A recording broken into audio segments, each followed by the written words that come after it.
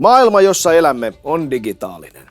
Jokainen klikkaus, jokainen tiedonsiirto on mahdollisuus, mutta myös riski. Tässä maailmassa tietoturva on avainasemassa. Mutta usein se tietoturva on vain ihanne tai suunnitelma paperilla. Nyt on aika toimia ja muuttaa asia. Eduhousella tiedetään, mitä se tarkoittaa, kun maailman jatkuvassa muutoksessa täytyy pysyä mukana. Siksi haluaisin esitellä Eduhousen tietoturvakoulutuspaketin.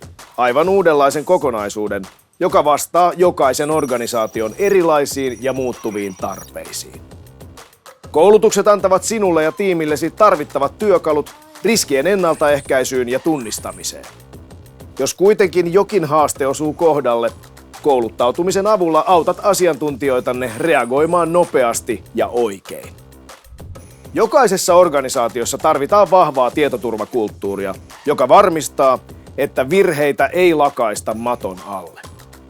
Tietoturva ei ole koskaan valmis, ja siksi kaikkien on kehityttävä jatkuvasti.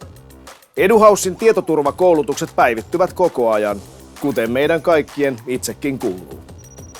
Eli mitä tämä kaikki nyt sitten tarkoittaa käytännössä? Jotta sun tiimi tai koko organisaatio pääsee näihin tärkeimpiin asioihin käsiksi, pitää koulutussisältöjen vastata kattavasti teidän tarpeitanne.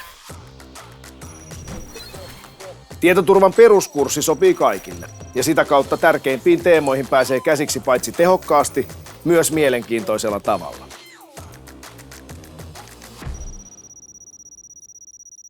Syvemmälle sukellettaessa tutustutaan muun muassa erilaisiin tietoturvalakeihin, sekä työkaluihin ja niiden erityispiirteisiin. Lisäksi opinnot on suunniteltu erilaisiin ja eri tasoisiin rooleihin nojaten.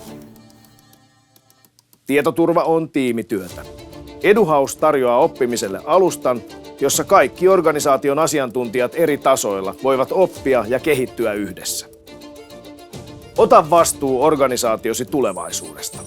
Varmista jatkuva, laadukas ja ajantasainen tietoturvaosaamisen kehittäminen organisaation jokaisella tasolla.